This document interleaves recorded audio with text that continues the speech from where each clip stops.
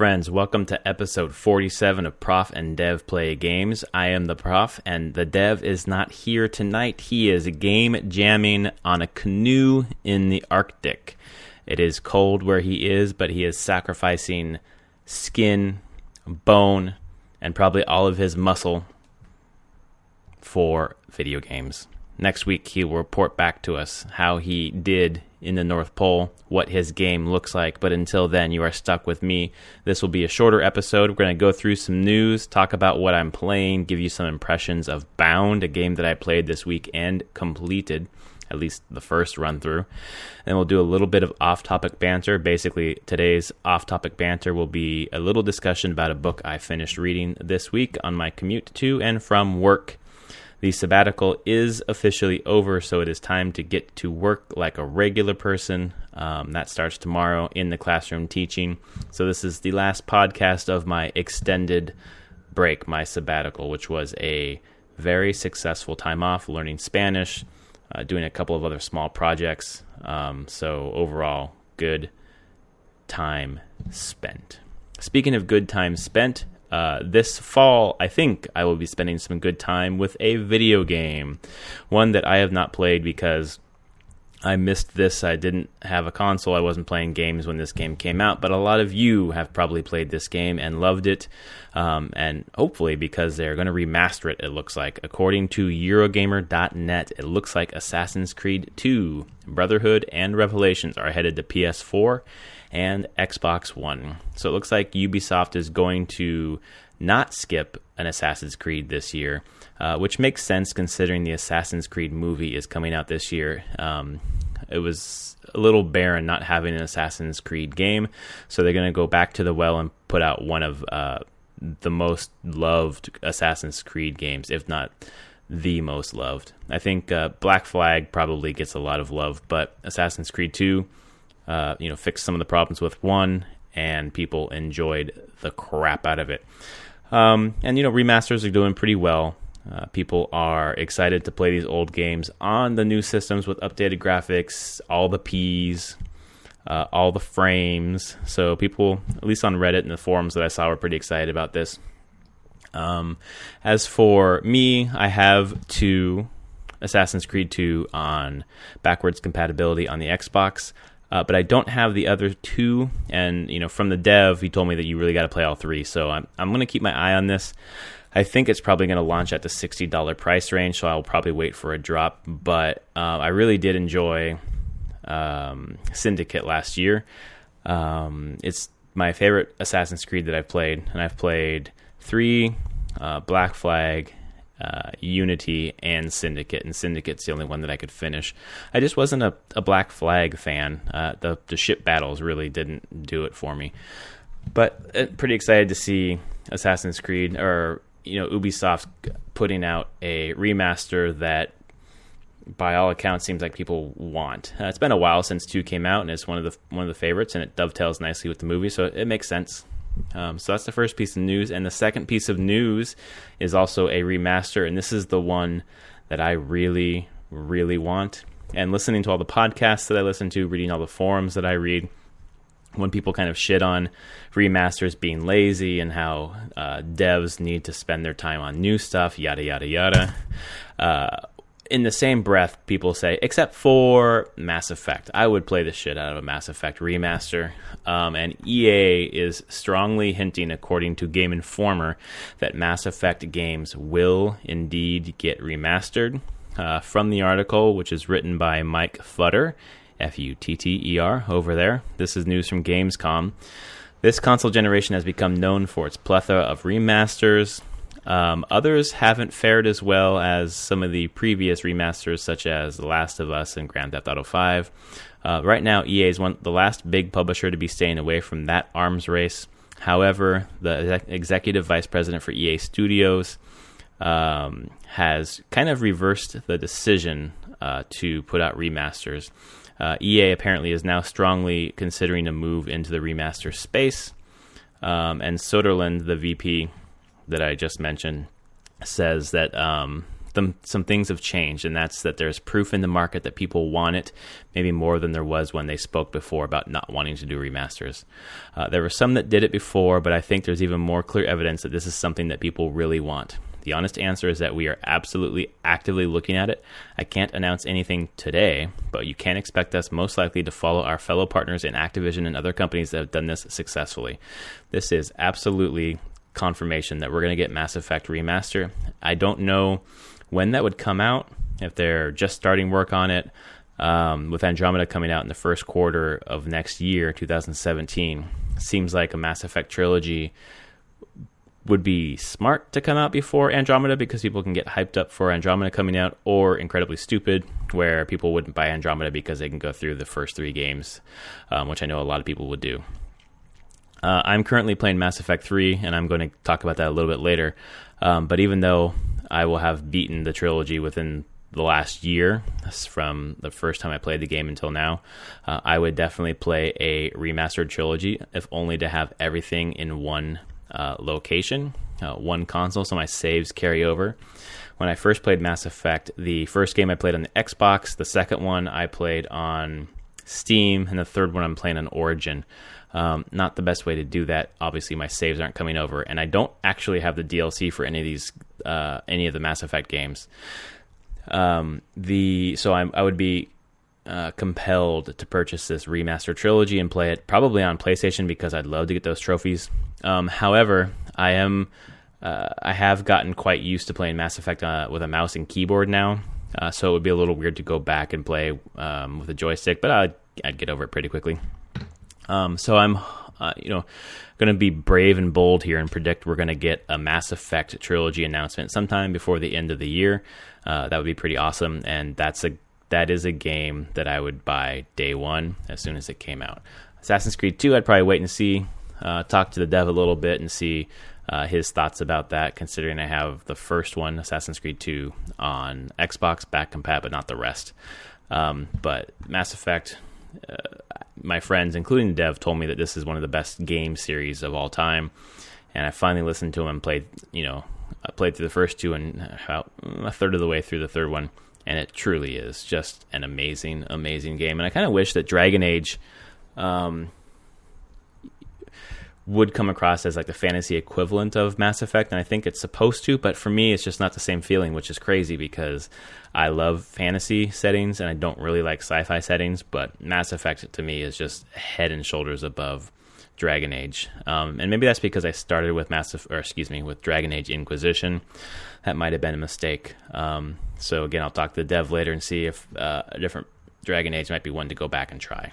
But those are the pieces of news for this week. And the next section, we're just going to go straight through, is what I'm playing. So I'm playing 2 games this week. I'll start with Mass Effect 3, since we were just talking about Mass Effect.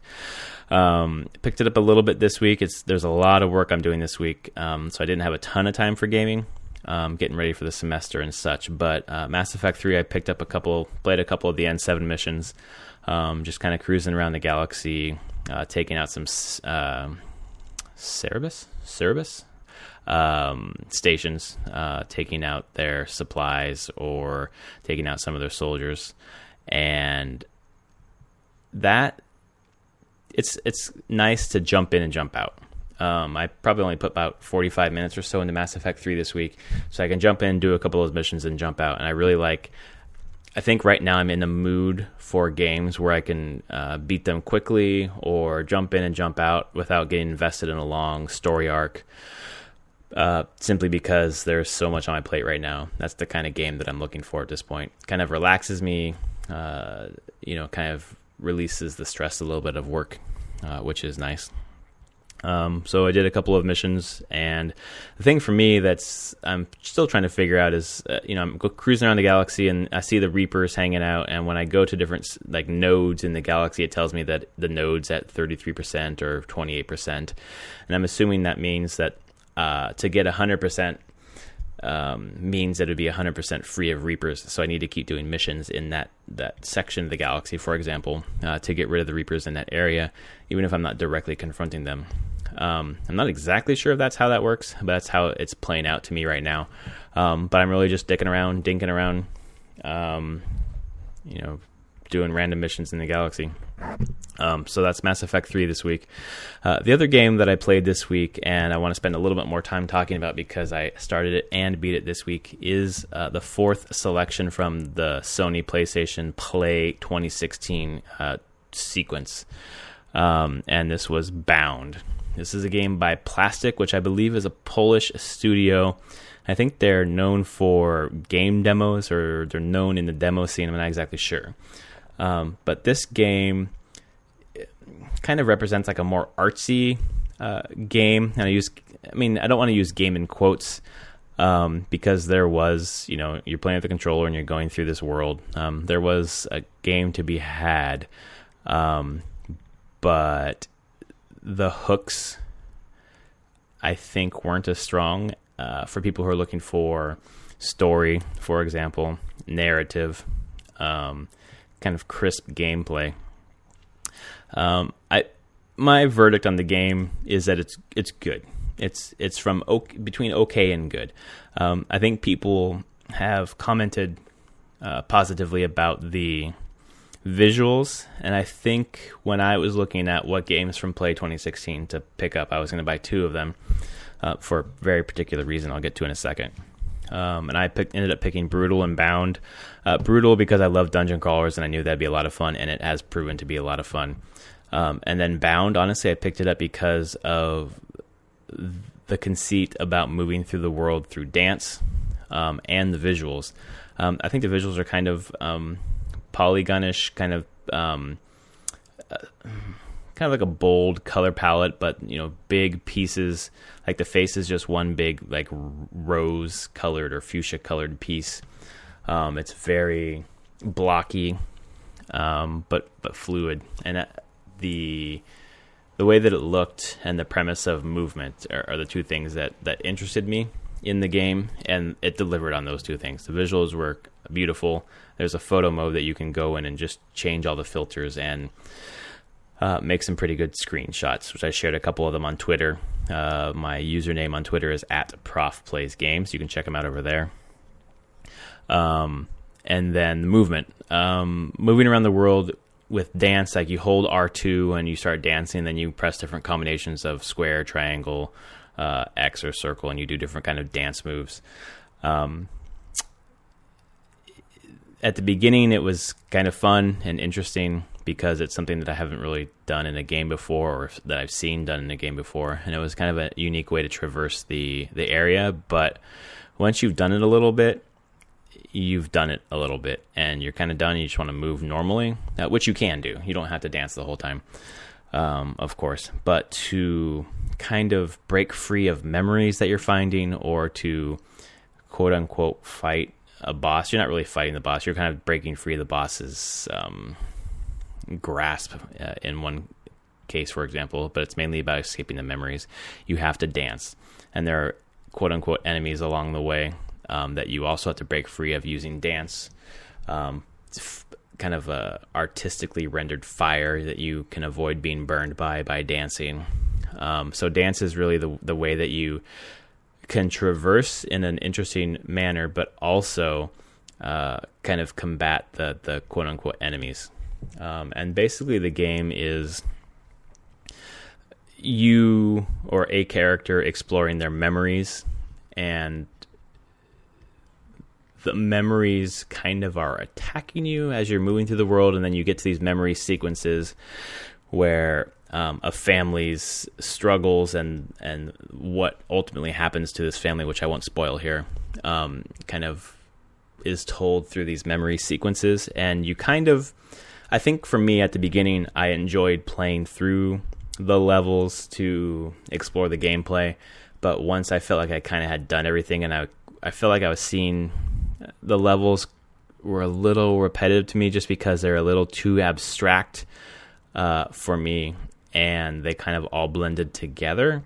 I was really playing for those memory sequences. I really enjoyed the story that was being told totally visually. There's no, in those sequences, there's no language, even though there are some subtitles in other parts of the game. And then you get to the end. Again, I won't spoil what happens at the end, but you're kind of given a choice and I made the choice, and I felt like the resolution of my choice wasn't very satisfying. It didn't really provide any sense of closure for me. So I was kind of bummed out by the ending. Maybe if I went through and did the other choice, I might find something different. So for, it's about a 2-hour journey, the game. I played it over 2 nights, played about an hour and a half the first night, and then came back and played about 40 minutes the second night. I think that it's worth your time if you're looking for something more artistic, like like the equivalent of like an art house movie. And it kind of speaks to the curation of like this Play 2016. If you take Abzu and this game, for example, kind of more artsy, different kind of quote unquote games. And it almost seems like it's like hipster choices for games. Like this is such a cool game, and it's, I see how cool it is, and, other people should too, and if they don't, that's their problem. It's kind of like trying to choose like the alternative cool choice of games, as opposed to games that are just pure fun. And I haven't played Abzu yet, but playing Brutal versus playing Bound, the difference is quite stunning. And it's not because Plastic failed in making the game that they wanted to make. They didn't. They made the game exactly how they wanted to make it, and it is. I spent, it's like $14 on the game, and I felt like I got my money's worth. Too often we measure games in terms of how long it lasts, when we're willing to pay, $20 to go see a 3D movie that lasts the same amount of time. And with Bound, it lasts about 2 hours and 10 minutes, or for me at least, about 2 hours and 10 minutes. But then there's speedrun mode, and you can go and get the different ending, and the trophies kind of add a lot of replayability to it. Not that I've gone back to do those things, but I could if I wanted to. But you should judge it based on that first playthrough, and for the price, $14 for 2 hours and 10 minutes for me, that's, if we're going to count time, that's worth it for me. But there's a lot more to it in terms of the experience being something different. I can play Call of Duty and Titanfall and whatever the other first-person shooters are that I can't think of right now, over and over and over again. Or you can try something different. And it's nice to have a game system. PC has the same thing. But you can play the big blockbusters, and you can play the experiments, the small games. And I'm glad to see Indie Station thriving alongside AAA Station. And I encourage you to check out a few videos of Bound online.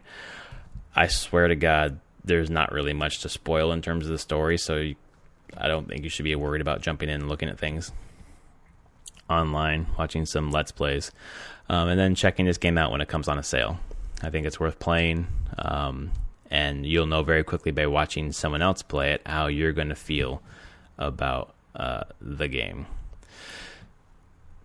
And that's my thoughts about Bound. It's by Plastic. It came out this week on PS4. I assume one day it's going to come out on other platforms. But it was worth my time, and hopefully a few of you will pick it up. If any of you did, feel free to share your thoughts with me and the audience at Prof Plays Games. Also hit up the dev Anthony at SummerSpeak. The last section is off topic, and instead of having a conversation with the dev, who's not here, again, he's in the North Pole, canoeing around, game jamming, I am going to talk about a book I just finished. My wife and I recently moved, so my commute's a little longer to go to work, which is kind of nice. I don't mind driving. I don't mind commuting, especially because I like to listen to audiobooks. I have an Audible subscription, and I often listen to audiobooks when I commute. For the past 3 years, I've been bicycling to work and back, so I haven't really been listening to anything. So now I have the opportunity to drive to work again, and I've been listening to Audible audiobooks. The thing I like about Audible as opposed to other audiobook sources is the ability to speed up the audiobook. Often the readers are so excruciatingly slow when they read. So you can speed up the books to 1.5 times speed, 2 times, 2.5, 3. And when you get up towards 3, it starts to sound like a chipmunk.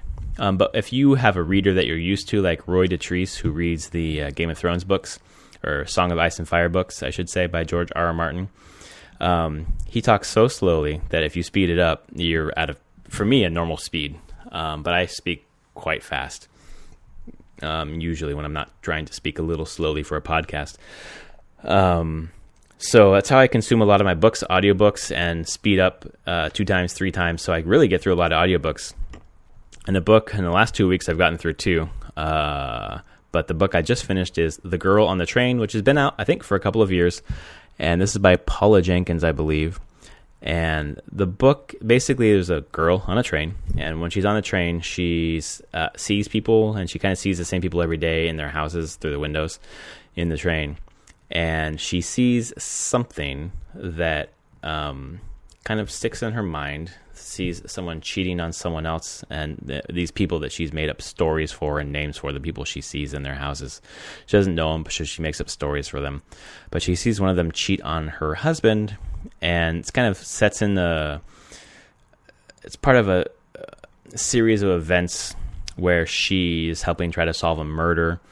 But she's sort of an unreliable narrator, and she's having problems with her ex-husband, and all these personal relationships basically between these neighbors on the street and the murder of one of the people who lived on the street. That's basically the relationship between 2 different families and this psychiatrist. And for the first third of the book, the narrator, she's a drunk, and she gets drunk and makes real dumb decisions over and over and over again, and it was really hard to stick with. And I think if I were reading the paper book, I might have set it down because I really didn't like the character for the first third of the book.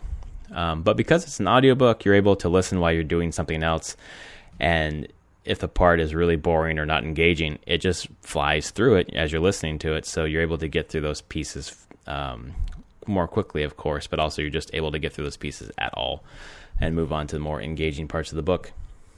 So the first third is her being drunk and making dumb decisions. The second third is her trying to figure out this murder and dealing with the police who don't believe her because she's a drunk, and her relationship with her ex-husband, and building new relationships with the husband of the woman who was discovered dead.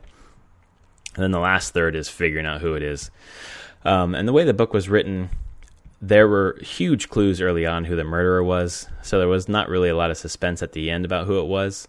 The suspense for me really was whether or not the main character would survive the ordeal after she confronted the murderer. And that was engaging. Overall, I thought that the tension, the pacing was good. The story was, outside of the first hour or so, probably the first, 30, 40 pages, was engaging, kept me going. It had a lot of similarities to Gone Girl, except for the ending of Gone Girl is one of the worst endings for a book I've ever read, whereas this book was good. A lot of people have been talking about The Girl on the Train. It's been on a lot of bestseller lists. It's one of the top rated books on Amazon, which is why I picked it up. It's worth a read if you like thrillers, if you like mysteries, you like kind of like seeing people solve a murder. And it's strong female characters. The lead is a woman, and she makes a lot of mistakes, but eventually does some really good stuff. So I recommend that book for sure. That has been episode 47 of Prof and Dev Play Games. Again, this is a short episode, obviously. Dev is gone, and Dev's insights really fill up this podcast and make the meat. So we're looking forward to thawing him out next week and hearing the things that he has been doing in the past week, what he's been playing, basically probably searching for Pokemon all around the North Pole. So looking forward to hearing about that from him. And until next week, keep your game systems on and your controllers in your hand. We'll see you next week. Oh, and by the way, the Dev is not at the North Pole, but I bet you figured out my sarcasm. I'll see you next week, folks.